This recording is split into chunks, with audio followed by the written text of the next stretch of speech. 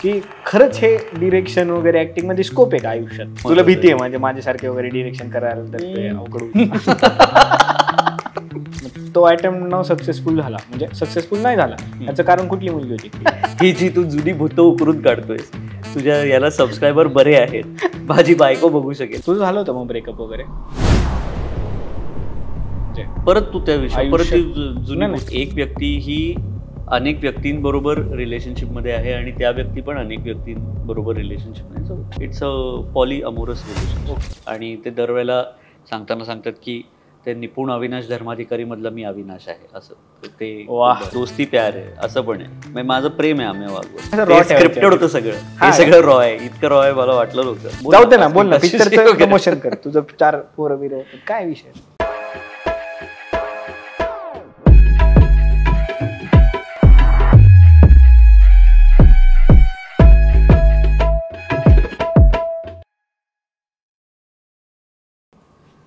मी काय म्हणतो, आता पॉडकास्ट वगैरे सगळं होत राहील, पण तू पिक्चर करतो वेगवेगळे. तुझ्या पिक्चरला 9.1चं रेटिंग, ऑस्करला वगैरे नॉमिनेट झालेत, बरोबर ना? चुकीचं नाही बोलत आहे.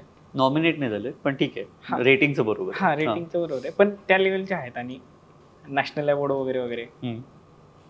एवढं सगळं पिक्चर करतो. आता आपण पॉडकास्ट पण करणार आहे. मी तुला आठवते FC रोडला स्टारबक्सच्या खाली पार्किंग मधून तू कोणता रोल कोणता पाहिजे सांग. कसं कळलं तुला? एवढी प्रस्ताव दिल्यावर दुसरं अजून काय? म्हणजे त्या FC रोडच्या ओळखीवर मला तिथं सांगता येत नव्हतं की म्हटलं की रोल असं कसं मागते, पण म्हटलं जेव्हा बसू.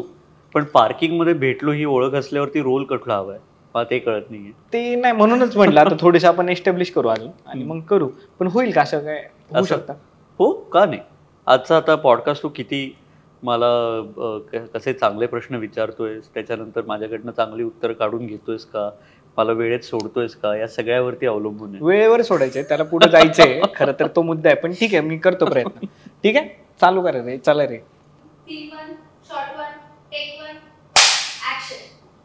कसं वाटतंय आता पॉडकास्टला? तू इमॅजिन केलं होतं का असं असेल? नाही रे, अजिबात. मलाही थोडंसं वेगळंच वाटतंय की इतकं प्रोफेशनली.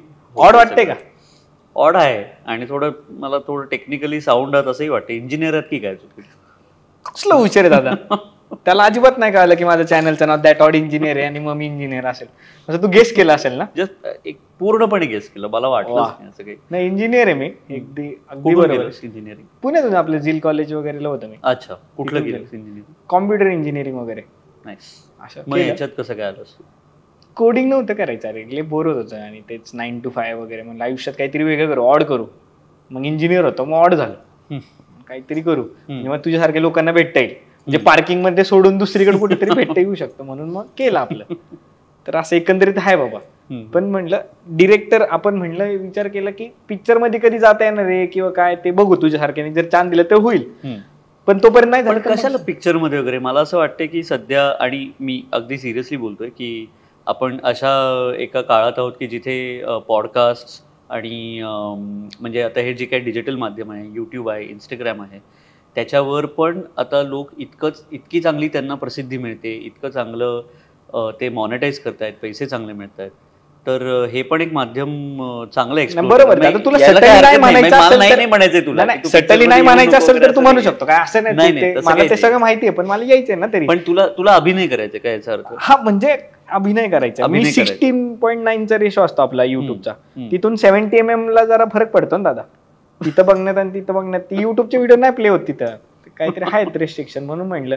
तर तू सटली पाहिलं ह्याच्यात जर मला असं नाही, मला असं वाटलं की थोडं अजून आपण म्हणजे नवीन माध्यम आहे तेही चांगलं एनकरेज करायला पाहिजे, आणि जे आहे चांगलं त्यामुळे. पण ठीक आहे, हरकत नाही. अभिनय करायचा, अभिनय करायचा, लक्षात आलं माझ्या. नेक्स्ट याला ते होतं, म्हणून मी ते घेतलं होतं.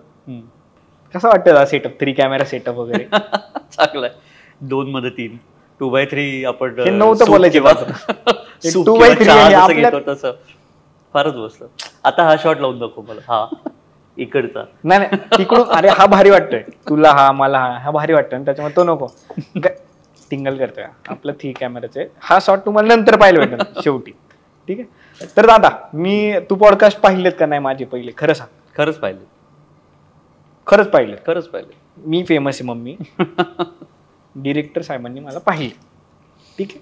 तर मी पहिल्या प्रश्नाला येतो. मी प्रत्येकाला माहिती माझ्या चॅनलवरती पहिला प्रश्न कॉमेंट होतो पॉडकास्टचा, कारण तिथून मग लोकांना भारी वाटायला लागतं आणि मग त्यांना ते कळतं. कुठल्याही प्रोफेशनचा असू तो, तुझ्यासाठी टफ असेल तो त्याचं उत्तर देणं, पण ते बघ तू कसं द्यायचं. तो माझा प्रश्न नाही, प्रश्न माझा आहे पण ते उत्तर. तर प्रश्न असा आहे की तू डिरेक्शन करतो, तू ऍक्टिंग करतो, तू बऱ्याच चॅनल्सवरती अँकरिंग वगैरे करायचा, मग माझ्यासारखे तिथून इन्स्पायर झाले आणि केलं सुरू. तर मग एकंदरीत हा प्रश्न आहे, तू किती कमवतोस एवढे सगळे हे करून? मला हे आत्ता कळायला लागलंय की आकडा महत्वाचा नाहीये. जे तुम्हाला पैसे मिळतात त्यात तुम्ही समाधानी आहात का हे महत्वाचं आहे. आणि मी आता ठीकठाक समाधानी आहे. ते जरी असलं, मला माहिती होतं असं उत्तर देणार आहे तू, पण मला कसं हवंय की तू एवढे आयफोन घेऊ शकतो महिन्यात, एखादी गाडी घेऊ शकतो वर्षात वगैरे, असं काहीतरी दे ना, म्हणजे लोकांना हिंट, म्हणजे इन्स्पायर होते. बाकी याच्याने इन्स्पायरच होऊ नका हेच माझं म्हणणं आहे की तुम्ही काय काय घेऊ शकता, किती महिन्याला आयफोन घेऊ शकता, हे तुमचं इन्स्पिरेशन पॉईंट ठेवूच नका. तुम्ही आणि तुमचं कुटुंब आणि कुणाला बाकीच्याला कुणालाही दुःखी न करता जर तुम्ही सुखी राहू शकत असाल तर संपला विषय, काही फरक पडत नाही. म्हणजे बाकीच्यांना दुःखी करून, म्हणजे पप्पांकडून पैसे न घेता जर तुम्ही जगू शकत नाही, किंवा दुसऱ्याच्या तोंडातला घास आपण घेऊन जर आपण आयफोन घेत असू तर काय उपयोग येतो. बरोबर, म्हणजे तू महिन्याला स्वतःचा आयफोन घेऊ शकतो 2-3 वगैरे, काही गरज नाही आहे त्याची, घ्यायची गरज नाही, पण घेऊ शकतो, पण घ्यायची गरज नाही. मग तुम्ही एकंदरीत त्यांना, मी का विचारतोय दादा हे सगळं, कारण की डिरेक्टर म्हणून हे काय, पण हे काय पॅरामीटर आहे, सगळ्यांची किंमत त्याला माहिती असते. आयफोनची कुठला आयफोन, मी आता आयफोन 12 घेतला तर तो किती स्वस्तात पडेल. तो नाही भेटत दादा आता अवेलेबल फक्त 14 आणि 15 आहे, त्यातला पण प्रो वगैरे. सो 2-3 घेऊ शकतो तू, पण कशाला मला तो पॅरामीटरच समजत नाही. आयफोन हे चलन झालंय की म्हणजे डॉलर जसं असतं तसं आयफोन वापरल्यासारखं वापरतोस तू. कळलं ना तू किती कमवतो. माझा प्रश्न का विचारतो माहितीये का दादा मी, की खरंच हे डिरेक्शन वगैरे ऍक्टिंग मध्ये स्कोप आहे का आयुष्यात? हा प्रश्न मला कशाला, म्हणजे माझ्याकडे बघून विचारण्यापेक्षा इतके लोक आहेत की ज्यांनी ते स्कोप इतका वाढवून ठेवलाय, तर मी पण त्या वाढीव स्कोपकडे जायचा प्रयत्न करतोय. पण 100% स्कोप असणार, इतके लोक प्रयत्न करतायत. तूही एक पॉडकास्ट चॅनल चालवतोयस इव्हेंच्युअली ऍक्टर होण्यासाठी, सो 100% स्कोप आहे. स्कोप आहे, वाय नॉट. या बरोबर, म्हणजे माझ्यासारख्या ज्यांनी इंजिनिअरिंग सोडून हे काहीतरी करतात किंवा जॉब सोडून, ते प्रत्येकाने करावं असं तू क्लेम करतोय? प्रत्येकाने कशाला करायला पाहिजे, ज्यांना आवड आहे त्यांनी करायला हवं. सगळेजण सोडून इकडे आले तर मग आपले सॉफ्टवेअर वगैरे कोण बनवणार लोक? ते किती तुला भीती आहे म्हणजे माझ्यासारखे वगैरे डिरेक्शन करायला तर ते अवघड होऊ शकतं? भीती नाहीये, नाही भीती नाहीये. प्रत्येक जण आपापल्या नशिबानुसार, कुवतेनुसार त्याची जागा, तिची ती जागा, जे काय असेल ते बनवतोच. त्यामुळे मला असं कोणी आल्याची अजिबात. नशिबाला मानतो तू? नशिबावरच तर सगळं, 100%. म्हणजे तुला हा मूवी करतोयस तू वगैरे, हे सगळं तुझ्या नशिबात लिहिलं होतं म्हणून हे घडते असं वाटतं? अगदीच.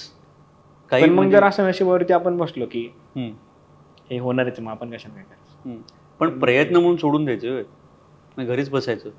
काहीतरी जिथे आपण प्रयत्न करत राहतो, तुमचं नशीब इन अ वे त्याच्यानी पण डिफाईन होतं. थोडंफार आपल्या कंट्रोलमध्ये पण काही काही गोष्टी असतात. म्हणजे तुम्ही जितका प्रयत्न करत असता त्यानुसार पण तुमचं नशीब कुठं जाणार आहे हे ठरवत असतं, असं मला वाटतं. तुला लहानपणापासून डिरेक्टर व्हायचं होतं? नाही, मला लहानपणी फॉरेनर व्हायचं होतं. फॉरेनर व्हायचं नव्हतं, मी फॉरेनर होतोच, ते व्हायची काही गोष्ट नव्हती. लहानपणापासून मी एका अकॅडमिक बॅकग्राऊंडवरनं आलो, त्यामुळे माझा भाऊ तुझ्यासारखा इंजिनियर आहे आणि कम्प्युटर इंजिनियर आहे. आता तो US मध्ये आहे, तो त्यांनी तिथे लॉ केलं, तो IP लॉयर आहे आता, तिथे अटर्नी आहे. सो साधारण त्याच मार्गाने आयदर इंजिनियर किंवा डॉक्टर असं काहीतरी चाललं होतं. पण इव्हेंच्युअली नाही म्हणत मग मी CA होणार असं ठरलं आणि CAची शेवटची परीक्षा देण्याची वेळ आली तेव्हा मला असं लक्षात आलं की आपल्याला काही यात फारसा इंटरेस्ट नाही आहे. गणलंच होतं आणि मग तोपर्यंत संपलं होतं. जे मेंदू आहे त्यांनी ठरवलं होतं की आपण हे काय आपलं नाही आहे, आपलं काम हे नाटक आणि सिनेमा करणं आहे. CAच्या शेवटच्या अटेम्प्टला किती वर्ष लागली दादा तुला देता? अटेम्प्टला किती दिवस घालवले म्हणजे असं? मी एक अटेम्प्ट दिला आणि पण जो दिला तो पण मला माहिती होतं की काही घडणार नाही आपल्या ह्याच्यात आयुष्यात. सो तो एक अटेम्प्ट दिला मी. मग तो अटेम्प्ट सक्सेसफुल झाला, म्हणजे सक्सेसफुल नाही झाला याचं कारण कुठली मुलगी होती? नाही, मुलीचं जे होतं ते आधी सगळं झालं होतं, होऊन झालो होतो, त्याला ती कारणीभूत नव्हती. तर त्या होत्या का? हा, ती नव्हती, त्या होत्या. का असं? तू का आता- फॉरेनर म्हणल्यावर ते असणारच ना, की एक तर आता नसेलच. जास्त होते म्हणून? हा. नाही नाही नाही नाही, एकच होती. आणि ते तो सगळा विषय वेगळा आहे. पण ते हे जे नाटक आणि सिनेमावरती प्रेम आहे ते सगळ्यात महत्त्वाचं होतं. अच्छा. सो मी ती परीक्षा दिली आणि मी रिझल्टची वाट न बघता मी मुंबईला शिफ्ट झालो होतो तोपर्यंत, नाटकासाठी वगैरे वगैरे. सिनेमासाठी. पण मी तू जो तो विषय सोडून दिला ना, त्या विषय वेगळे होते त्याच विषयावरती तो, ती व्यक्ती कधी आली आयुष्यात पहिल्यांदा? कॉलेजमध्ये 11वी-12वीला? थोडं नंतर. डिप्लोमाला? डिप्लोमा नाही, मी सीएच्या फर्स्ट इयरला वगैरे, कॉमर्सच्या फर्स्ट इयर. तू प्रपोज केलता? हो, कसं मीच केलं केलं होतं? होतं. असं गुडघ्यावरती बसून? नाही नाही, एवढं काही मला जमायचं. कुठल्या कॉलेजला होता तो? मी BMCC पुणे. वाटलंच मला. का रे? का बोल की. BMCCला म्हणजे तुझ्याकडे बघूनच वाटतं की BMCC म्हणजे असं टॉपर त्यात असं. अच्छा. पण मी नव्हतो टॉपर कॉलेजमध्ये, तर नव्हतो. कारण की BMCC कॉमर्सचं सगळ्यात एक नंबरचं कॉलेज ना, BMCC. आणि तिथं क्राऊड तुझ्यासारखाच असतं. अरे नाही, पण ती मुलगी BMची नव्हती. आता बिल्डिंग मधली मैत्रिणीची मैत्रीण वगैरे असं सगळं होतं. मग काय, कसं प्रपोज केलं तेव्हा? माझं आता लग्न झालंय, मला आता एक मुलगी आहे. ही जी तू जुनी भूतं उकरून काढतोयस, तुझ्या याला सबस्क्रायबर बरे आहेत, माझी बायको बघू शकेल, तू कशाला मला गोत्यात अडतोस? नाही, माझा प्रश्न त्याच्या पुढचा होता, पण तू ठीक आहे, ते नाव नाही विचारणार आहे मी तुला. पण काय असतं रे दादा तुझ्यामध्ये खरं प्रेम? काय असतं खरं प्रेम? तेव्हा जे झालं होतं ते होतं का लग्नानंतर जे झालं ते खरं प्रेम आहे? का तेही खरं होतं, लग्नाच्या वेळेला किंवा लग्नाच्या आधी ज्यामुळे लग्न झालं तेही होतं. आणि एखाद्या मला वाटतं व्यक्तीची ओढ वाटणं, आणि सगळ्यात महत्त्वाचं म्हणजे नाही, ओढ वाटणं हेच आहे की सगळ्या प्रत्येक चांगल्या वाईट जी काय किंवा आयुष्यात जे काय घडतं आणि ते घडताना घडल्याबद्दल कुणाला जे सांगायचं असतं, सो ते जेव्हा पहिलं नाव जे मनात येतं, सो ते आय थिंक. म्हणजे पहिल्यांदा प्रेम म्हणलं जे नाव पहिलं येतं ते प्रेम? काय नाही, काहीतरी आपल्या आयुष्यात घडतं आणि जेव्हा आपल्याला वाटतं की हे मला शेअर करायचं आहे कुणाबरोबर तरी, आणि मग जी व्यक्ती असते ती, मग त्यात, आणि मग ती फक्त ती एक व्यक्ती असली पाहिजे, म्हणजे परत तू हे नको करूस की अच्छा तुझ्या वेगवेगळ्या मैत्रिणी होत्यात वगैरे, तसं नाही. मी म्हणते की आई वडील पण असतात त्यामध्ये, आपले काही जवळचे मित्रमैत्रिणी असतात, आणि मग अशी काही स्पेशल व्यक्ती वगैरे पण असते. पण एका वेळेस दोन प्रेम नाही होऊ शकत का? असं काय होऊ शकतं की. आता काय नात्यांचं, तू किती वर्षांचं आहेस? मी 25. हां, इतकी फ्लुइड झाली आहे तुमची नाती की म्हणजे एका वेळेस 2 होऊ शकतं का, एका वेळेस ती. त्याच्यावर आता चित्रपट पण केला मी एक हिंदी. तर ती सगळ्या नात्यांना आता नावं आहेत, काय ते मग पॉली अमोरस रिलेशनशिप, हे ते नाही, हे मी पहिल्यांदा ऐकलंय. ग बस. नाही, मी बेंचिंग सिच्युएशन, काय सर्च हिस्ट्री वगैरे तसं नाही दादा, इनकॉग्निटो असतो, तुला पण माहिती की. असं काय करतो? पण तरी काय हे पॉली काय म्हणलं तू? पॉली अमोरी वगैरे, हे काय असतं? पॉली अमोरी म्हणजे being many people are in a relationship with many people. म्हणजे आपण जे काय म्हणू, आपण कन्व्हेन्शनल आपल्याला जे नातं माहिती आहे की ते म्हणजे एक व्यक्ती दुसऱ्या व्यक्तीबरोबर असते, ते कमिटेड असतात एकमेकांना, आणि त्याच्या बाहेर मग जर काही झालं तर मग त्याला आपण इन्फिडेलिटी म्हणतो, त्याला तुम्ही हे म्हणतो की तुम्ही आता चीट करताय किंवा असं तसं वगैरे. पण इथे म्हणजे एक व्यक्ती ही अनेक व्यक्तींबरोबर रिलेशनशिपमध्ये आहे आणि त्या व्यक्ती पण अनेक व्यक्तींबरोबर रिलेशनशिपमध्ये, so it's a poly amorous relationship. Okay. आता हे तू वापरणार तुझ्या मैत्रिणीशी बोलताना की ऐक ना, मला असं वाटतंय की आपण जर आता पॉली अमोरस रिलेशनशिपमध्ये जाऊ किंवा ओपन रिलेशनशिपमध्ये जाऊ, वेगळं, ते दोन वेगळ्या गोष्टी आहेत बाय द वे. हे पहिल्यांदाच मला असं काहीतरी ऐकायला मिळालं. पॉली नाही, हे काहीतरी नाही, मी बाबा आपलं असलं काय नाही, असलं काही. हा, तर हे जे तू सांगितलं पॉलीमॉर्फिझम किंवा काय जे होतं पॉली हाऊस वगैरे, तर तुला काय वाटतं की हे हुकअप्स, तू चीट वगैरे म्हणला किंवा हे मी हुकअप्स, मी चीट, मी काहीच बोललो नाही. नाही, तू बोलताना काय बोललो? तू हे बोलला की मी म्हटलं की कन्व्हेन्शनल नाती, कन्व्हेन्शन, इन्फिडिलिटी वगैरे, चीट करणं वगैरे वगैरे. हां, चीट करणं हे लग्नानंतर असतं का आधी पण असतं, असं काय असतं? अरे चीट करणं म्हणजे काय, म्हणजे तुम्ही एखाद्या व्यक्तीबरोबर तुम्ही आहात आणि तुम्ही ठरवलंय की तुम्ही कमिटेड आहात एकमेकांना, तुम्ही एकमेकांबरोबरच असतात, पण तुम्ही नसता आता. म्हणजे एक माणूस ठरवतो की मी नाहीये आणि सांगत नाही त्या व्यक्तीला, आणि दुसऱ्या व्यक्तीबरोबर आहे, मग फिजिकली पण असेल किंवा मग भावनिक रित्या पण असेल. सो दोन्हीला चीटच म्हणणार ना. बरोबर, मला हेच ऐकायची होती डेफिनेशन. खरं तर हुशार आहे मी तसा, पण मग ह्यातलं चूक काय बरोबर काय हे कसं ठरवणार कोण? अरे आता ते मी नाही ठरवणार, किंवा ते एकंदरीत आत्तापर्यंत जे पायंडे पडलेले आहेत, जे चालत आलेलं आहे त्यानुसारच आपण ठरवणार. एक आपली कुठली तरी आता लग्न व्यवस्था आहे आपली, जी अनेक शतकं चालत आलेली आहे, तर त्याचे काही नियम बनतात, मग ते नियम जे आहेत ते हळूहळू बदलायला लागतात. सो आता आपण पाहतो, त्यामुळेच तर आपण पाहतोय की आता म्हणजे आपल्या आईवडिलांची नाती ही किती वेगळी होती, आणि ही म्हणजे ज्या पिढ्या होत्या त्या आधी त्या 2 पिढ्यांमध्ये अंतर खूप वर्षांचं होतं. पण मला असं वाटतं की आता ते अंतरही कमी झालंय. म्हणजे जी 7-8 वर्षांपूर्वीची नाती होती, ज्या प्रकारची जशी नाती असतात, त्याच्यात आत्तामध्ये आता खूप फरक पडायला लागला. पण मग त्याच्यामुळेच मग कुठेतरी हे गोष्टी वाढत आहेत. कसल्या गोष्टी वाढतात? हेच जे जेनझीज मध्ये आलेत, हुकअप्स, बेंचिंग किंवा पॉली हाऊस वगैरे, जे पॉली हाऊस, तर ते त्याच्यामुळेच हे सगळं वाढतंय का? वाढतंय का? मुळात डेटा आहे का तुझ्याकडे? डेटा नाहीये, पण आजूबाजूला पाहतोय म्हणून मी म्हणतोय. पण आजूबाजूला तू आत्ता 25 वर्षांचा आहेस ना, सो तू आत्ता बघतोयस, कारण का हे तुझं वय आहे. बरोबर. 15व्या वर्षी, तुझ्या 25व्या वर्षात पण असं होतं थोडंफार, का नव्हतं?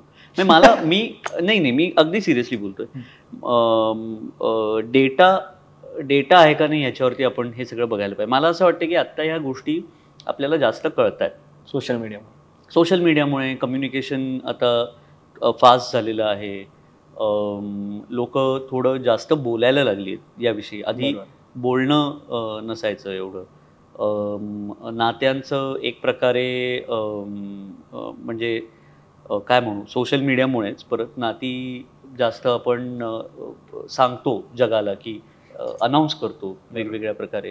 सो आता ह्याविषयी मला वाटतं बोलतायत जास्त लोक. आधी नव्हतं का असं, I am not too sure. बहुतेक आधी होतं असं, पण त्याच्यावरती बोललं जात नव्हतं. आणि परत मी म्हणतो जसं की डेटा महत्वाचा, जो डेटा माझ्याकडे नाही त्यामुळे. पण मग हे चुकीचं आहे का हे बरोबर आहे? हे लग्नानंतर हे चुकीचं नाही. हे बघ, मला असं वाटतं की प्रत्येकाची, म्हणजे जे आपण हे म्हणतो, मला मराठी शब्द सापडत नाही त्याला, पण मॉरल्स जे आहेत, तत्व,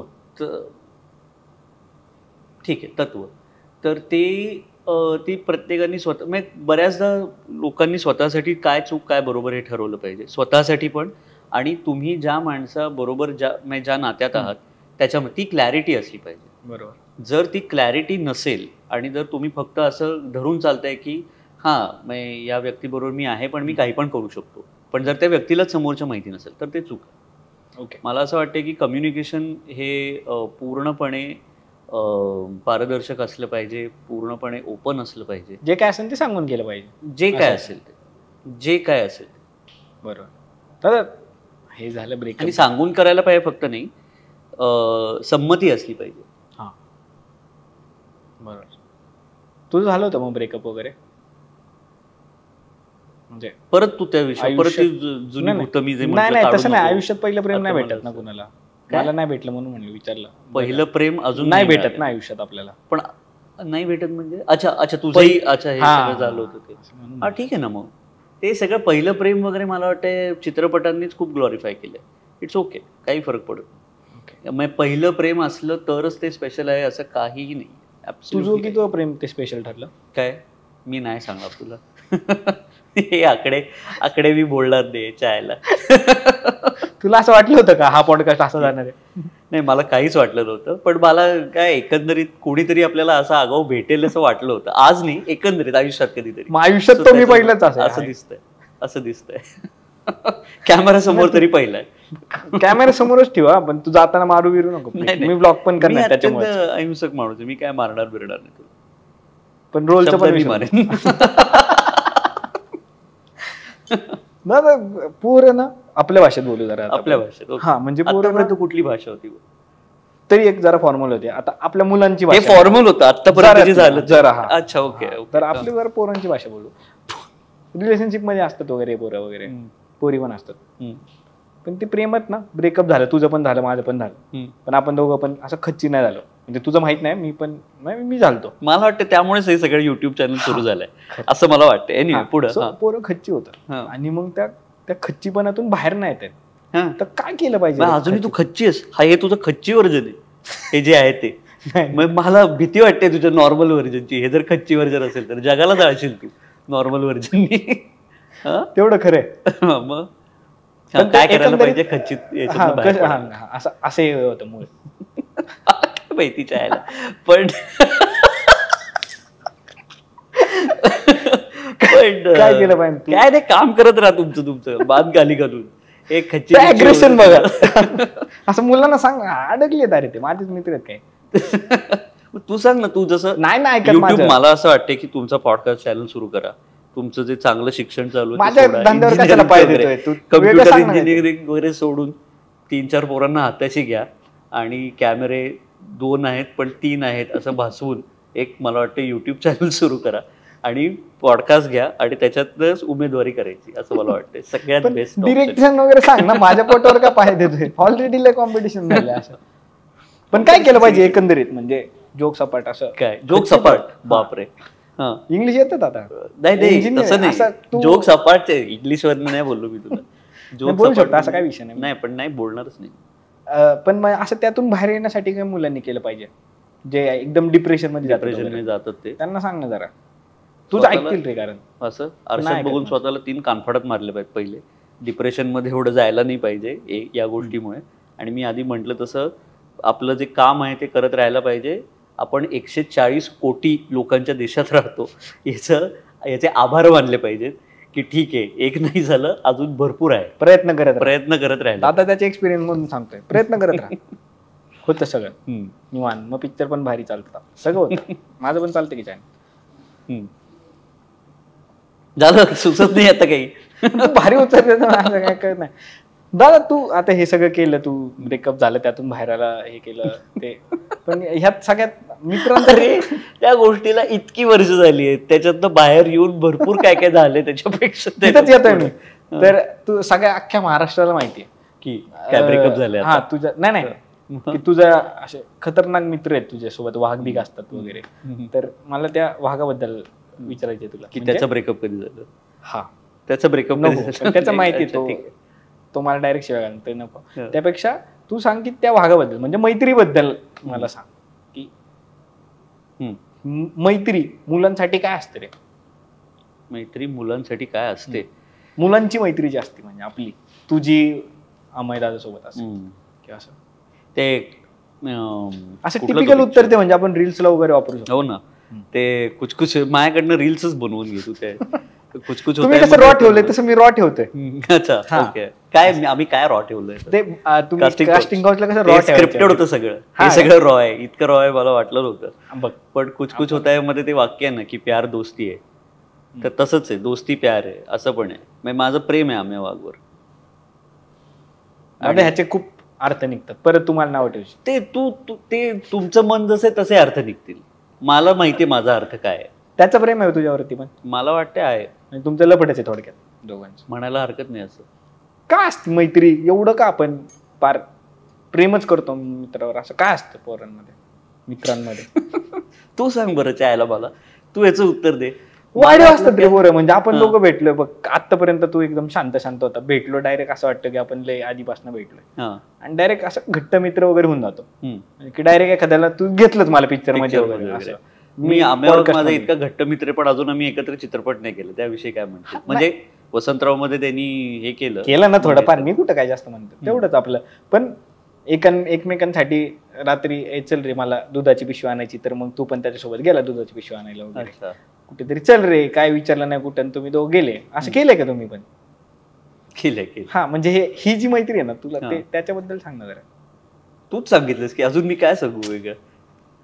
तो आता उलट पॉडकास्ट घ्यायला असं नको जरा बोलू ना आपलं. तुझा पिक्चर आलाय दादा, माझा पिक्चर नाही आला, तू बोल की काय मला नेमका तुझा प्रश्नच कळत नाही. तू मला तुला माझ्याकडनं नेमकं काय आणि काय झालंय म्हणजे तुला सांगतो.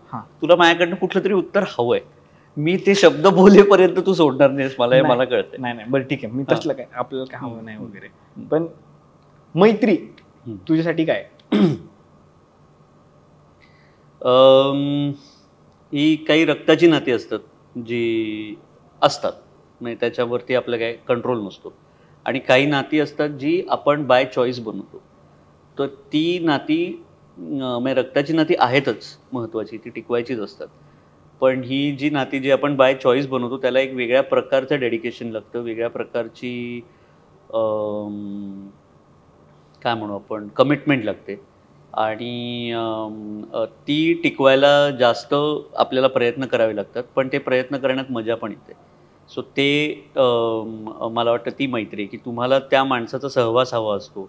आणि सहवास म्हणजे प्रत्येक वेळेला काय तो आपल्या आसपासच हवा किंवा ती व्यक्ती आपल्या आसपासच हवी असं नाही. पण तुम्हाला माहिती असतं की आपल्याला गरज लागली की ती व्यक्ती उभी राहणार आहे. तो आहे आपल्यासाठी, कुठे ना कुठे आहे ती व्यक्ती. जरी पण भांडणं झाली तो नाही आला तरी माहिती असतं आपण त्याला फोन करतो. करेक्ट. तसं तुझं झालं होतं की भांडणं बिंडणं झालं तो आम्हाला फोन केला आणि 100%. मग तो आला होता की नाही? 100%. दोघांनी मिळून मार खाल्ला की मारला? नाही, मार खाल्ला. लागलं होतं त्याला? मुलीचाच मग विषय नाही, मला वाचवायला आला तो. आणि म्हणजे तूच लपडं गेलं आणि त्याला बोलवलं? हा, असं म्हणायला हरकत नाही. हुशार का नाही दादा मी? कोण तू? हा, पण मीच सगळं सांगितलंय. मला वाचवायला आला आणि त्यांनी मार खाल्ला, याच्यावर तू म्हटला म्हणजे तू लपडं गेले. तू कसला हुशार आलास? काय हा प्रश्न वेगळ्या शब्दांमध्ये तू तेच उत्तर दिलंस. पण ठीक आहे, जाऊ दे. आम्हाला काहीतरी सांग ना. काय पॉडकास्टला एक मेसेज तुझ्याकडून, एक हार्ट टू हार्ट. माझ्याशी मैत्री करायचा प्रयत्न करतोय आम्ही, पण काही चिंता करू नको, आपलं नातं एकदम स्ट्रॉंग आहे. नाही तुमचं लपडच राहू दे, आपलं लपड मैत्री करू आपण.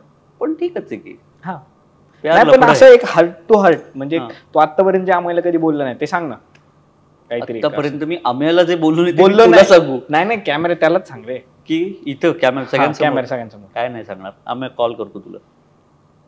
ठीक आहे, जाऊ दे. मला काय म्हणलं तुमची घट्ट मैत्री होईल, आपल्याला काय करायचं. पण आहेच आहे, त्याचं प्रदर्शन कशाला करायचं. बरोबर. मी काय म्हणतो दादा, हे मैत्री झालं, रिलेशन झालं, ब्रेकअप झालं, ते जाऊ. तू मग अशी तिथपर्यंत आलत कुठपर्यंत? म्हणजे सीए सोडला आणि सिनेमे करायला तू मुंबईत आला, मग नाटक बिटक. त्याच्यामुळे मग नाटक काय रे, एवढं का फॅसिनेशन आहे? नाटकासारखी गोष्ट नाही, मी तुला सिरियसली सांगतो. म्हणजे लाईव्ह ऑडियन्स समोर आपण काहीतरी सादर करतोय आणि तिकडनं आपल्याला रिस्पॉन्स येतोय आणि त्या व्यक्तीने काहीतरी पाहिलंय आपलं आणि ते बघून आल्यानंतर त्या इमोशनमध्ये ते नंतर येऊन आपल्याला भेटतात. तो अनुभव अजून म्हणजे कुठल्याच गोष्टीमध्ये मिळू शकत नाही. लाईव्ह म्हणजे मी म्हणतो लाईव्ह परफॉर्मन्सची जी मजा आहे त्याला कुठलाच सबस्टिट्यूट नाही. मग ते मूवीज मधून पण नाही. पण वेड काय, म्हणजे असं वेडी आहेत नाटकासाठी लोक एकदम, म्हणजे मूवीजसाठी जेवढी वेड, म्हणजे मूवीजसाठी जेवढं वेड, मूवीजसाठी पण वेडी आहेत, बनवणारे लोक पण वेडे आहेत नाटकासाठी. आणि हे वेडच आहे एक प्रकारचं. म्हणजे काही लोक आहेत ज्यांनी म्हणजे नाटकाचा चांगला व्यवसाय केलेला आहे आणि चांगल्या अर्थाने म्हणतोय मी हे, तर तेही भारीच आहेत. आणि काही लोक यांना नाटकातनं पैसे मिळत नाहीत, पण त्यांना हा अनुभव आवडतो आणि या अनुभवासाठी काही ना काहीतरी करून ते झटत असतात. किक बसते त्यांना किक हवी असते. 100% व्यसन आहे. हा, ते व्यसन आहे. तो मला हेच शब्द बोलला होता की नाटक ना माझ्यासाठी व्यसन आहे. त्यातून तो म्हणलं की कोण तो मित्र आहे माझा, नाही खरंच मित्र आहे तो. इंजिनिअरिंग सोडून त्यांनी, म्हणजे इंजिनिअरिंग झाली पण तो जॉब सोबत ते करायचं, मग जॉब सोडला पण नाटकावरतीच फोकस करतोय. ते my friend asking for a friend असतं तसं आहे का? मग खरं स्वतःसाठी असतं ते, पण ते आस्किंग फॉर अ फ्रेंड. नाही, मी नाटक नाहीच केलेलं कधीच नाही केलेलं. फक्त कॅमेरा समोर. हा, नाही आयुष्यात पण करतो, रिअल आयुष्यात पण करतो. पण मग त्यांनी सगळं सोडलं, नाटक करतोय, पण त्यातून त्याला उत्पन्न नाही भेटत आहे. त्याला कळत नाही फ्युचर आहे का नाही त्यात, त्याला म्हणजे पुढे जाऊन त्याचं काय होणार आहे का, मूवी मध्ये चान्स मिळणार आहे का, किंवा एखादं चांगलं कमर्शियल नाटक भेटणार आहे. मी इथंच थांबवतो तुला.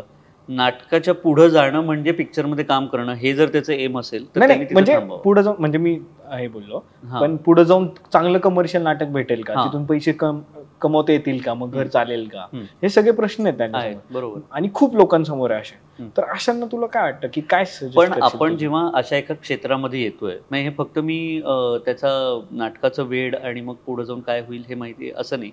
एकंदरीत तुम्ही जेव्हा या क्षेत्रात येताय आणि तेव्हा तुम्हाला कुठलंही जर काम करायचं असेल, म्हणजे अभिनय करायचं असेल, दिग्दर्शन, लेखन, कॅमेरा, एडिट, साऊंड, कुठल्याही डिपार्टमेंटमध्ये काम करायचं असेल, तर ह्या क्षेत्रात अनिश्चितता आहेच आहे. नाटक म्हणा, सिनेमा म्हणा, आता यूट्यूबच्या ह्याच्यात पण आय एम शुअर अनिश्चितता कम्प्लिटली आहे, पूर्णपणे आहे. त्यामुळे ते डोक्यात ठेवूनच तुम्ही इथे यायला पाहिजे. तुम्हाला कुठल्याही प्रकारे म्हणजे एक नोकरी केल्यानंतर किंवा एक डिग्री मिळाल्यानंतर जे एक प्रकारे महिन्याला पैसे येतात आणि आपल्याला माहिती असतं की 30 तारीख आली, 31 तारीख आली की एवढे पैसे बँकेत जमा होणार आहेत, त्याचं दरवर्षी जे काय इन्क्रिमेंट, बोनस, हे ते सगळं येणार आहे आणि त्यानुसार तुम्हाला आयुष्य प्लॅन करताय. बरोबर. तुमचं हे इथं प्लॅनिंग तशा प्रकारचं प्लॅनिंग शक्य नाही. मग कधी थांबावं, कधी असं, तो त्याचा प्रश्न आहे. कारण का यश हे तुम्हाला कधीही मिळू शकतं आणि भले काही लोक असे आहेत की ज्यांना आपण काय या दृष्टीने यशस्वी नाही म्हणू शकत, पण एक त्यांना कामं मिळत राहतात, त्यांना पैसे मिळत राहतात या सगळ्या ह्याच्यातनं, पण काय ते सुपरस्टार नाही बनत किंवा खूप लोक त्यांना ओळखतात किंवा जिथं जातात त्यांच्या मागे गर्दीच होते असं नाही होत, पण व्यवस्थित आहे जे आहे ते काम मिळत राहतं, पैसे मिळत राहतात. सो असं पण आहे. सो मला वाटतं सातत्याने आपण जर प्रामाणिक प्रयत्न करत राहिलो सातत्याने आणि जर आपल्यामध्ये अपयश आणि त्या पलीकडे जाऊन अपयशाच्याही पलीकडे जाऊन पेशन्स नाही कोणीही आपल्याकडे कोणी आपल्याला ओळखतच नाही आहे किंवा आपलं काहीच घडत नाही आहे ही पचवण्याची काही वर्ष ही पचवण्याची जर शक्ती असेल तर पुढं जाऊन या क्षेत्रात यश नक्की मिळेल. म्हणजे या क्षेत्रात यश नक्की मिळेल, परत मी हे शब्द बदलतो माझे, या क्षेत्रात जम नक्की बसेल.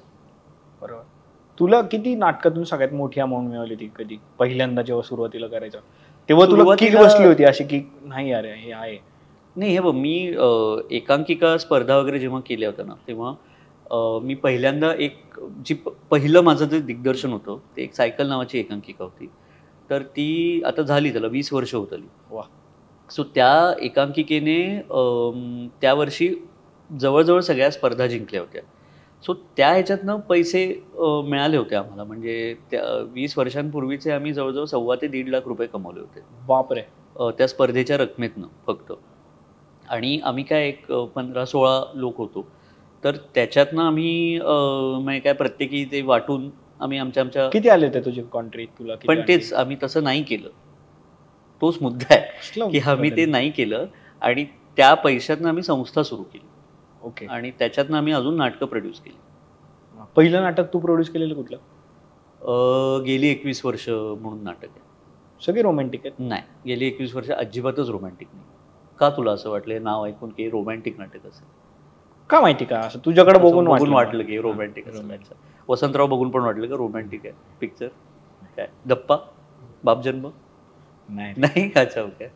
तू क्यूट आहे रे आता हे सांगतो. असं बाप जन्माचा तू विषय काढला आता. का असतं रे नातं वडिलांचं आणि याचा तू ते दाखवायचा प्रयत्न केलाय वेगळ्या पद्धतीत आणि तू स्वतः पण आता बाप आहे. हा, मला वाटतं की काय असतं बाप होणं? एकतर तुम्ही माणूस म्हणून बदलता. मला वाटते तुम्ही एक अशा एका व्यक्तीची जबाबदारी तुमच्यावरती येते की जेव्हा तुम्ही त्या बाळाला बघता, पहिल्यांदा उचलता, तेव्हा तुमच्या लक्षात येतं की हे जे आपल्या हातात आहे ते आपलं आहे सगळ्यात पहिली गोष्ट. आणि दुसरी गोष्ट ते पूर्णपणे आपल्यावरती अवलंबून आहे. आपल्यावर म्हणजे आईवर आणि माझ्यावर.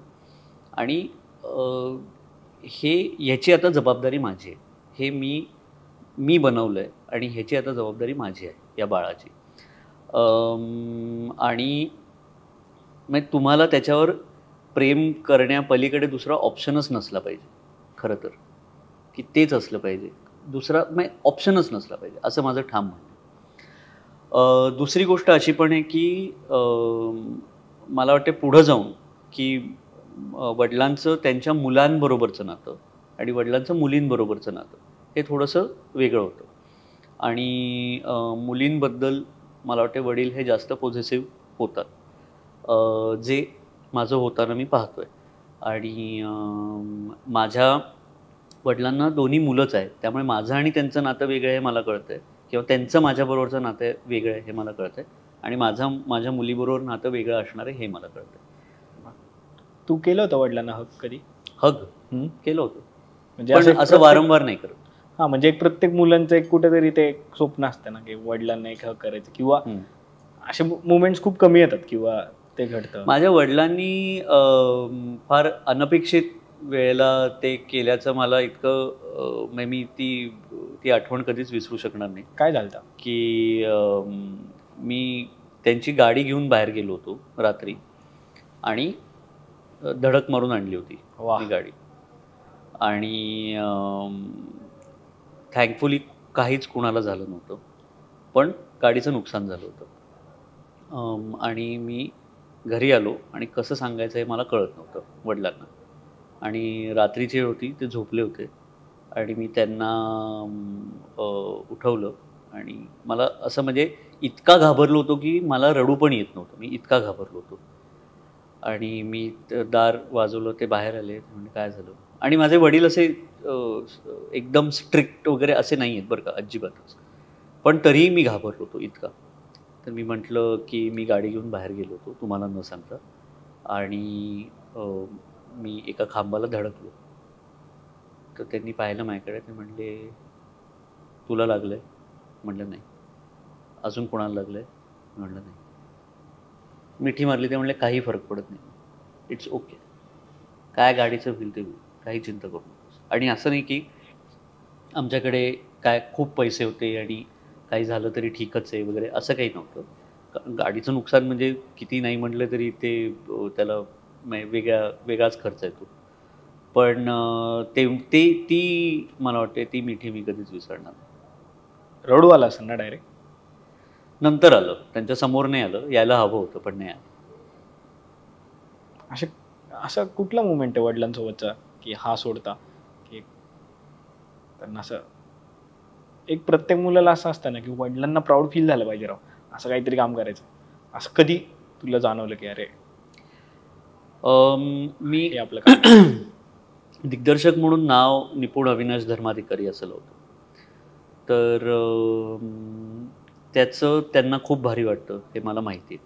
म्हणजे ते खूप जणांना माझ्या अपरोक्ष सांगतात, जे नंतर मला येऊन लोक सांगतात. त्यामुळे ते माझ्याबद्दल माझ्या मागे अशा पद्धतीने इतकं भरभरून सांगतात, आणि ते दरवेळेला सांगताना सांगतात की ते निपुण अविनाश धर्माधिकारीमधलं मी अविनाश आहे असं.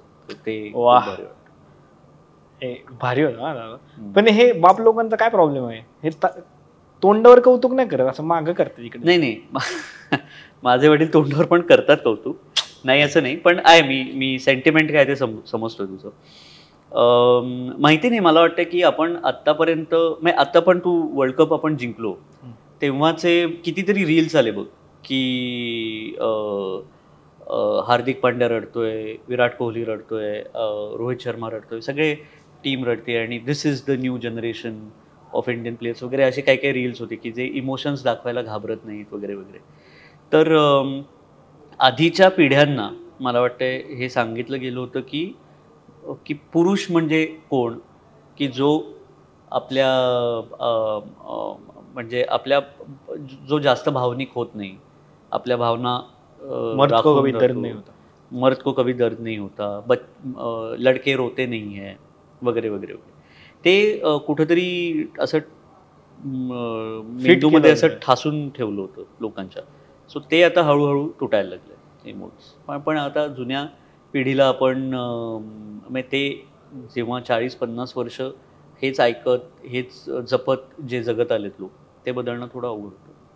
काय फिलिंग होती रे जेव्हा तुला कळालं की तुला मुलगी झाली? अरे मी मुलगी झाली, एकतर मला मुलगीच हवी होती, म्हणजे त्यात काहीच म्हणजे कुठल्याच प्रकारचं दुमत नव्हतं. इतकं की माझी बायको मजेने म्हणते की ते दंगलमध्ये जसा डायलॉग आहे की मैं आपको छोरा ना दे पाई, तसं तिला वाटलं की चुकून मुलगा झाला तर म्हणजे असं म्हणेल मैं आपको छोरी ना दे पाई असं ती म्हणेल. पण मला असं झालं होतं की कोविडमुळे मी ऑपरेशन थिएटरमध्ये जाऊ शकलो नव्हतो. म्हणजे मला परवानगी नव्हती आत जायची. आणि तेव्हा पण असं झालं की मला ऑपरेशन थिएटरच्या समोरचीच खोली आम्हाला दिली होती. आणि पहाटेची वेळ होती जेव्हा डिलिव्हरी सुरू होती. मला सगळे ते आवाज ऐकू येत होते आणि मी बसलो होतो एका कोपऱ्यात. आणि एका पॉईंटनंतर ते आवाज थांबले. एका बाळाचा आवाज ऐकू आला आणि तिकडे आतमध्ये काही ना काहीतरी चर्चा चालू आहे असं कळलं. आणि तिकडे मी ऐकलं की येस इट्स अ गर्ल वगैरे असं ते ऐकलं. तर तिथं मला असं आलं की बेस्ट, म्हणजे काही दुसरं काही म्हणजे इतपत झालं होतं की नंतर आम्ही म्हणजे तिला भेटायला म्हणून, बायकोला भेटायला म्हणून मला आत सोडलं. तर मी जस्ट मुलीला बघितलं होतं वेगळीकडे आणि मी आतमध्ये आलो आणि मी खूप खुशीत असं ए वगैरे करत आलो. ते बायको पण खुश होती आणि मी ती अर्थात तिला रडू येत होतं. आणि ते सॉरी मी वेगळंच काहीतरी सांगतोय. असं झालं की तिची डिलिव्हरी झाली आणि डिलिव्हरी झाल्यानंतर ती त्या सगळ्या ह्याच्यात होती की तिने विचारलंच नव्हतं की काय झालं, मुलगी झाली, मुलगा झाला, काय झालं. आणि ते म्हटले इट्स अ गर्ल आणि ती रडायला लागली. तर रडायला लागल्यामुळे त्यांना वेगळा अर्थ वाटला डॉक्टर्स आणि नर्सेसना की काय प्रॉब्लेम आहे की काय काही. तर ते म्हणले काय झालं, काही प्रॉब्लेम आहे का वगैरे. ते म्हणले नाही आम्हाला मुलगीच हवी होती त्यामुळे आम्ही खूप खुश आहोत वगैरे. तुझ्या संशयाच्या नजरेने ते त्यांना थोडं 1-2 क्षण वाटलं असेल. आणि मग नंतर मी आत आल्यानंतर आम्ही दोघांनी एकमेकांना मिठी मारली वगैरे वगैरे. आणि त्या डॉक्टर ज्या होत्या त्या तेव्हा म्हणाल्या होत्या की मला खूपच आनंद होतोय की असं मी काहीतरी पाहते आणि असं तसं. मजा फारच, तो दिवस मी कधीच विसरणार नाही. डिलिव्हरीचं बोलतोच आहे तर 4 मुलं वगैरे झाले तुला पिक्चर मध्ये, काय माहिती कसं जमतंय? नाहीच जमत आहे, त्याच्यावरच पिक्चर आहे. जमत असतं तर पिक्चर का बनवला असता? इंडियातलं पहिलंच प्रकरण असेल म्हणजे मी ऐकलं. त्याच्यावर पिक्चर येणं हे पण पहिलंच. पिक्चर येणं हा पहिलं प्रकरण. ऑडच विषय म्हणजे एकंदरीत ऑड विषय आवडतात म्हणजे तुला मला असं थोडक्यात. म्हणूनच ऑड पॉडवर बरोबर आहे. ते फिरून तुझं प्रमोशन चाललंय का माझं चाललंय हेच कळत नाही मला. कसं तुमच्याकडूनच शिकले, दोघांचं करायचं.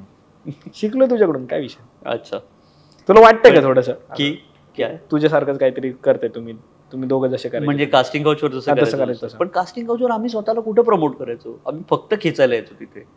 कुठं आम्ही म्हणायचो की जाऊ दे ना, बोल ना, पिक्चरचं प्रमोशन कर, तुझं 4 पोरं बिरं, काय विषय? सुपर विषय आहे, मला वाटतं वेगळाच विषय आहे. आणि त्याच्यामध्ये अर्थातच आणि त्याच्यामध्ये निर्माण होणाऱ्या शक्यता पण खूप आहेत की काय होऊ शकेल अशा एका कपलच्या आयुष्यात. आणि ते आम्ही दाखवायचा प्रयत्न केला आणि त्यात एक मजेशीर चित्रपट बनला आहे. वरुण नार्वेकर डिरेक्ट करतोय मुरांबानंतर. आणि वरुणचा स्पेशल टच आहे त्या सगळ्या व्हिज्युअल्समध्ये आणि हे सगळं. आणि फारच मजा आली याच्यात काम करताना पण. आणि वरुणच्या दिग्दर्शना कन्सेप्ट ऐकलं खुश झाला होता का? 4 पोरं विरा माझीच कॉन्सेप्ट आहे. तेव्हा तिकडं आपलं पोस्टर आहे, रिटन बाय निपुण धर्माधिकारी आणि वरुण नार्वेकर. तुला असे विचार आधीपासूनच चावट होता का तू? ते सगळं मला माहित होतं, तिथंच यायचं होतं, आधीपासून चावट येत. चावट काय हे विचार जसे मला येतात तसेच तुला येतात. 4 मुलं होणार ह्या चावट विचार काय मला सांग? ते मला नाही माहिती. नाही तू अभ्यास न करता आलाय पॉडकास्टवर. ह्याचं कसं का अभ्यासाचं काय की कॉन्सेप्ट ऐकल्यावर खुश झाला होता का तू? कॉन्सेप्ट माझीच कॉन्सेप्ट आहे. तसं नाही म्हणत नाही, मग मी म्हणतोय की हे विचार कर. मला ते तू सांगितलं ना की लिहिली मी, मला त्याच पॉइंटवर यायचं होतं कारण की माझा पुढचा पंच त्याच्यावरती होता. अच्छा, पंच. सॉरी, मी तुझा पंच मोडला. हा म्हणजे तो असा अभ्यास नको म्हणून. सॉरी, इंजिनियर अभ्यास करून मला ते चावटपणावरती यायचं होतं मला की हे कसं तुला असे किती स्टोरी आहेत तुझ्याकडे. पण माझं तेच म्हणणं आहे की एका कपलला 4 मुलं होणार आहेत, हे चावट कुठे आहे? आणि त्याचा हिरो पण तूच, त्याचा हिरो पण तूच, म्हणजे आपली बॅटिंग. हा, ते आहे तसं. आणि पिक्चर वाढीव हुशार. थँक्यू. ऑड एकदम. 19 जुलैला रिलीज आहे ना? आणि त्यात वैदेही. ते मला कल्पना आहे 19 जुलैला रिलीज आहे. 19 जुलैला रिलीज आहे पहिल्यांदा डायरेक्ट 4 पोरं वगैरे. म्हणजे कोरोनात लिहिली होती? नाही, खूप आधी लिहिली. मला माहिती ना, आधीच लिहिली असणार. का का तुला माहिती तुझा ऍक्सिडेंट काय तू पोरीमुळे भांडणं केली, तू एकट्याला पुढे गेले त्याच्यामुळे भांडणं केलीत, मग मित्र बोलले त्यांनी मार खाल्लाय, मग गाडी ठोकून आलाय. एक गुण जो असा जसं तू दिसतो तशातला कुठलाच गुण ह्यातला मॅच नाही होत. मॅच होते. एकदम प्रॉपर बॅक बेंचर, फक्त तेच दिसताना पण तू सगळ्यांना तसं आधी वाटलं काहीच बोलला नाही वगैरे, आणि आता जसा खुल्लाय तसं ते एकदम आलं. पण मी कधी स्वतःला असं पोर्ट्रे केलंय की मी गुणी मुलगा आहे, मी फ्रंट बेंचरच होतो. ते दिसतं. आणि दोन्ही तुझं कान पोर- नाही मी फ्रंट बेंचरच होतो, मला मार्क पण बरे पडत होते, पण मी हे सगळं पण करत होतो. दोन्ही का नसू शकतं, एक तर एक असं का ठरवलं? ह्याला ना ते एक गेम आली होती इम्पोस्टर, त्यातलं तो फर्स्ट बेंच मधलं इम्पोस्टर. आवडतंय तुला म्हणजे ते काय आवडते गप्पा? हे हा गप्पा मला आवडून काय करतो, मजा येत नाही जनरल नाही, आवडू शकतो. मला तुझ्या कळेच ना तू नेमकं आता पिक्चर बद्दल बोलतोस का कशाबद्दल आवडतं? हाच विषय आपला आवडे लय हॉटे होता. अजून सांग तुला काय बोलायचं, आपण बोलू काय. कशाविषयी नाही झालं असेल तर झालं काय, नको खेचू नको. अजिबात घ्यायचं नाही ते, मला ह्याचं टेन्शन आलं की तुला जायचंय. ठीक आहे, ते ठीकच आहे. तू नाहीतर म्हणून बरोबर ते- 2-2 तास बोलणार. तू वैदी ती जाऊ दे, आवरत होती, जाऊ दे. काय? मी एक तास बसलो होते, ती आवरत होती, मग ती तू असं दोन झालं. माझा इंटरव्ह्यू संपल्यानंतर मी येऊन बसलो होतो आणि ती इंटरव्ह्यूला गेली. त्याच्यानंतर तू 2 तास तिच्याशी बोललायस.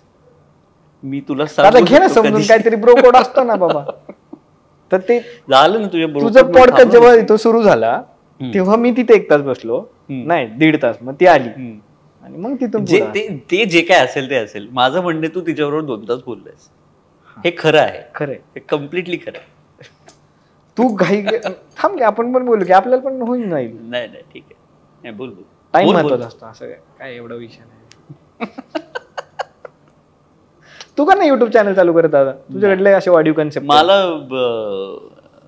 माहिती नाही, म्हणजे माझ्या डोक्यात आलं होतं, नाही असं नाही, कारण का ते एक नवीन माध्यम आहे आणि हातातलं इन अ वे माध्यम आहे. बरोबर. पण खूप भरपूर विचार केल्यानंतर हे केल्यानंतर माझ्या लक्षात आलं की आपला फोकस जो आहे तो मला चित्रपट आणि नाटक बनवणे ह्याच्यावरती तो फोकस ठेवायचा आहे. त्यामुळे मी त्याच्यामुळे नाही केलं अजून तरी नाही केलं, पण यू नेव्हर नो. बरं, आपला चॅनल तुझाच समज, काय विषय नाही. ओके ठीक आहे, आणि ह्याच्या पलीकडे जाऊन ना आपण प्रोडक्शनचं वगैरे पण करतो, करतोय का? ओके, सोशल मीडिया वगैरे हँडल बिंडल वगैरे ते पण करतो. म्हणजे ठीक. हे नाही चाललं तर काहीतरी पाहिजे ना, वेगळं काहीतरी. पण करायचं तुला अभिनय सगळंच म्हणजे काय करायचं नेमकं आयुष्यात काय करायचं ह्याच्यावरती विचार करतोय मी. Okay. उत्तर भेटलं की सांगेल तुला. Okay. आणि ते सगळं होतच तसं. मी तुला सांगितलं की मी बिझनेस पण करतो, मी सोशल कसला? मीडिया वगैरे अच्छा, हँडल करतो okay. वगैरे, सेलिब्रिटीजचा वगैरे वगैरे. कोण कोण आहेत क्लायंट तुझे? नको ना ते सांगायचं नसतं ना, का? सांगायचं असतं. अरे मग बिझनेस वाढणार कसा? भरपूर येतात रे आपल्याकडे. कोण कोण आहे? ऍक्टर्स मध्ये नाही येत असं स्पेसिफिक, पण कॉर्पोरेट ओके, रेस्टॉरंट्स वगैरे जे असतात नाईस. ते सगळे आहेत. म्हणजे पुण्यातले जगदंब हॉटेल वगैरे गेलंय तू? नाही गेलो. तू नॉनव्हेज नाही खात? जगदंब कुठं हायवेवरचं? हा, अरे तेच. फेवरेट आहे आपलं. अच्छा ओ, त्याचं nice. सगळं मार्केटिंग आपण क्या बात आहे, क्या बात. branding. तुला वेटिंग नाही करायला मला क्या, फोन मी कर कॉल बिंदास. करतो. Done. 100%. आता असे वेगवेगळे क्लायंट्स आहेत आपल्या ओके. याच्यातले, तर ते पण करतो. तसं तुझं जर पिक्चर सोडून हम्म. दुसरं काय बिझनेस जर हे नाही चाललं तर काहीतरी नाही असं ना, खरं तर असायला पाहिजे का? मी कधीच नाही, तू विचार काय करतो की- प्लॅन बी ठेवलाच नाही काही, असं माझ्या लक्षात आलं. मी आपलं उतरलो तो पूर्ण असं उतरलोच डायरेक्ट की हेच मी करणार, काय झालं तरी. प्लॅन बी ठेवला नाही मी, ठेवायला हवा होता बहुतेक. असं ठेवायला आता लागतो का उशीर 2-3? आता उशीर झाला. मी आता दुसरं काही जमेल असं वाटतही नाही. मी प्रयत्न करतो, पण काही आता फारसं काही होत नाही माझ्यानं. लिखाण, दिग्दर्शन, अभिनय एवढंच होतं. मग 19 जुलैला मला भेटेल का तिकीट्स वगैरे? नाही, आपला 18 जुलैला स्पेशल शो आहे ना, त्याला आहे ना तू. मला बोलवणार तू स्पेशल? मग? तू ओळख देणार ना मला सगळ्यांमध्ये? असं ओरडशील का ऑड आलाय, हात करशील का असं? ब्लॉक करतो मी. तू आपण उलट करू, तू ओरड हा, आणि मग मी इथं हात कर. नक्की करशील ना? इज्जत नाही नाही. घालणार. पोरं लय करतात कारण. नाही कर. ठीक आहे चालेल. मी हे करतो, वैदेहीला हात करायला तो. मग तुझं जे खरं आहे ते सगळं हे होईल. आज मी पहिल्यांदा प्रपोज करतो, आय लव्ह यू दादा. बघ दादा, तू म्हणला मग अशी पुढचा कॅमेरा लावला एक तिसरा आला कॅमेरा. तिसरा आहे आपल्याकडे. हा पण चांगला आहे, पण कॅमेरा तर असं आपलं आहे बाबा सेटअप वगैरे. तर तुला कसं वाटलं दादा गप्पा मारून वगैरे? मजा आली, खूप मजा. नक्की का उगाच आता ते प्रत्येक इंटरव्ह्यू झाल्यावरती आणि प्रमोशन म्हणायचे त्यामुळे असं ना रॉ ठेव, नाही आवडलं आपल्याला काय विषय, तो नंतर मी कट करेन, एवढा काय विषय नाही, संपला विषय. ताई द्यायची होती दादा हँडशेक केलं, पण ठीक आहे एवढं रॉय. असं anyway. कसं वाटतं? अशी कोण मागतं? अरे असं दिलं तर तू असं केलं, बस हे कर, रिवाइंड कर आणि बघ कशी दिली. नाही तसं राहू दे, रॉ म्हणजे चांगलं वाटतं आपल्याला रॉ असतं, पब्लिकला पण माहिती. कसं वाटलं दादा तू खरं सांग? खरं सांगू, हा हार्ट टू हार्ट, एकदम हार्ट टू डायरेक्ट मनात डीप टू हार्ट. मला यांनी खूप वेळ थांबवलं, कारण तो वैदेहीचा इंटरव्ह्यू घेत बसलो होतो खूप वेळ, तरीही मला मजा आली. म्हणजे खरं तर खूपच मजा आली असं म्हणायला लागेल. सो आत्ताच ते सबस्क्राईब वगैरे आताच सांगायचं. कसलो अरे दादा, तू चॅनल चालू नको करू आमच्या पोटावर पाहिजे, बाकी काही विषय नाही. पण मजा आली, खरंच मजा आली. आणि आता मी या कॅमेऱ्याशी बोलतो, हा कॅमेरा आहे तो थोडा बाजूला ठेवतो, पण द ऑड इंजिनियर या चॅनलला नक्की लाईक करा, सबस्क्राईब करा. तुम्ही इथे आहातच, तुम्ही बघताय म्हणूनच हे ऐकू येते तुम्हाला, तर सबस्क्राईबचं बटन दाबा नक्की. आणि हा इंटरव्ह्यू त्याच्यावरती कमेंट करा, म्हणजे एंगेजमेंट वाढेल, याला जास्त पैसे मिळतील. कॉन्ट्रोवर्शियल काहीतरी बोल ना, कॉन्ट्रोवर्शियल एखाद्या शिवी दे ना कुणाला तरी. द ऑड इंजिनियरला सबस्क्राईब नका करू. हे या चॅनलवरती एवढंच कॉन्ट्रोवर्शियल. आम्हाला एक शिवी दे ना, मग असं दिले कॉल. पण दादाचं पिक्चर येतंय, लय वाढीव विषय, 1 2 3 4 गुगली वगैरे गाणे टाकले त्यांनी. आता पुढचं अजून एक येणार आहे गाणं, ते फार मजेशीर आहे. हो ते पण मजेशीर. कुठले सांग ना, ते आलं असेल म्हणजे ते. हो, हे येईपर्यंत लव लोचा असं नाव आहे. लव लोचा, बोचा आणि लोचा असं मी ते राईम केलं. आणि तू राईम केलं, ते बरं झालं. माझ्यानं बोलवू नकोस. तुझ्या तोंडातलेच वाक्य होते त्या टीजर मध्ये. कुणाच्या? तुझ्या कुठल्या टीजर मध्ये होते या की बोचा म्हणून काहीतरी म्हणल्या ना. ठीक आहे. तर दादाचा पिक्चर येते 19 जुलैला. आम्हाला तिकीट देणार आहे दादा, स्क्रीनिंगला बोलवलं, कळलं ना. तुम्ही तुमचं तिकीट काढून जावा सगळ्यांनी, बाकी काही विषय नाही आपला. Super, thank you. आपली 10 जणांची टीम आहे. 10 जणांची टीम आहे, 1 जण येऊ शकता. नाही या मजा करू. ठीक आहे. काय सर आपका बोलायचं गप्पा मारायचं, मला काही विषय नाही. एवढं सगळं झाल्यानंतर निघताय का? बरं थांबा ना मग जरा वेळ. असं कोण करतं? पुढेच जमतंय मग ते थोडस एक ते भेटेल का रोल बिल कुठं? काय 2 कुठं असं रोल बिल भेटेल का कुठं? काहीतरी खरं सांगायचं, कमिटमेंट आपली असती, नाही तर मग मी असं करणार की दादानी फसवलं मला. रोल मिळेल ना, फक्त कधी मिळेल हे नाही सांगता येणार मला. आता काय बोलशील? काय नाही विषय. चला कर कट, पॅकअप. थँक्यू. बाय.